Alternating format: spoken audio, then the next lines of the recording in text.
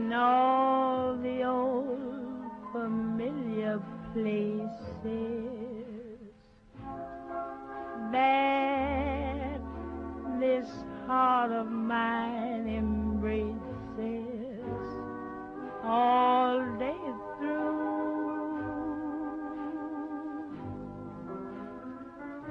In that small cafe, the park across the way, the children's carousel,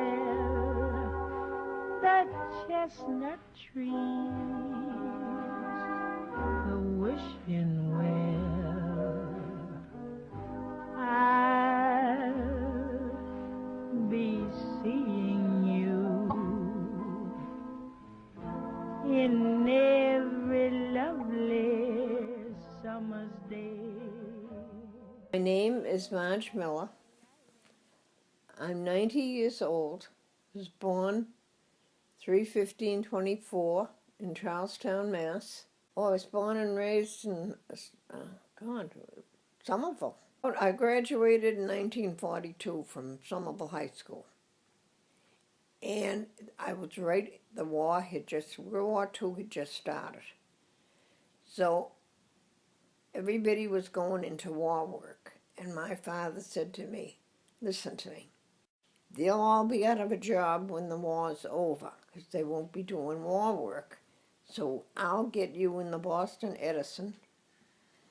And I didn't want to go, because I wanted to be in war work, making big money. He said, you'll have a job when the war's over, and they won't, which he was right. So I worked 9 years for the Boston Edison. How much did you make a week? $15. No, 13 to start, and I got a raise in 6 months of 15. And a paid board, $8 a week, so you had $7 to live on for till the next week. Then I went to work for the Edison, and I made friends with this girl named Doris. She says, listen, I got a guy to meet. You want to go out on a blind date? And I said, no way, I don't go on blind dates. She says, come ahead, he's a nice guy, you like him. And I said, no, I'm not doing it. She says, come on. I said, all right, you owe me one, I'll go. So we went to Harvard Square, and she was with her boyfriend, and she introduced me to Frederick. And I thought he was positively the Rock of Gibraltar. And so, we dated that night and said goodbye. I think he went his way and I went mine, because we didn't have cars in those days. We had a car, for God's sake, you couldn't afford the gas. So anyway, I'm at work one day, and the phone rings. And this guy, and I had been out with another guy the night before. And he says, hi, McGinty. He always called me McGinty, because I used to, my name was McCarthy. And I was a true Irishman. I said, and I had to think for a minute, who the hell is this? And I said, it's the guy from last night. So he says, what are you doing? What are you doing tonight? Can you go out with me after work? And I said, oh no, because I figured I could get home. When you went to work, you couldn't go out in the clothes on a date. So I said, no, I have to be home for supper, because I had to go home and get dressed in something decent, or I'll go out dressed. I was married in Cambridge in 1945, and I was 25 years old. No, that was old. It was old to be 25 and married. Yes, I was the only one. Well, all the girls I knew got married after the war, because the men were all in the service. There were no men around. Can you imagine not having men around? For my prom, we danced with each other, the girls. I had my firstborn on January 25th. She was named Mary Ann. She lived to be 4 years old.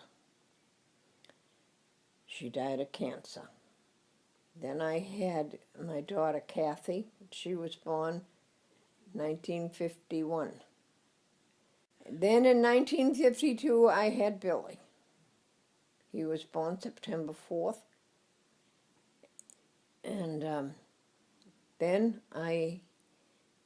59, I had Bobby. Frederick William. My husband's name was. And he's not around. Where the hell did he go? But in the meantime, I can still remember him being around and the cops trying to bang on the door. Why were they banging on the door? Well, we were in the project then. Yeah. Well, why were they banging on the door? Because he passed bad checks. Did he leave because he was running from the cops? Yes. So anyway, he left.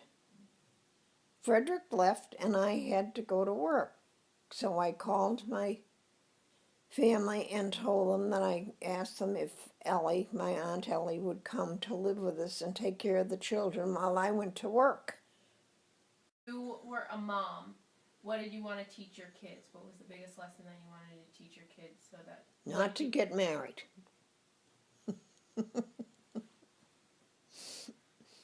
But my kids all married very well.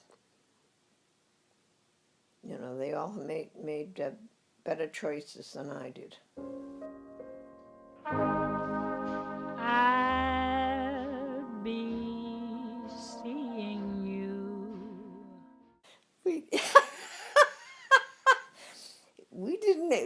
knew nothing about sex. I mean, I was 18 and it was never brought up. I mean, we went to United Farmers to get ice cream and came home. We never talked sex, none of us. Isn't that strange? I wonder why. Jesus, I wish Rita was here. Never talked sex. That's why so many of us got pregnant, because we didn't know what the hell he was doing. We didn't. So, I feel foolish.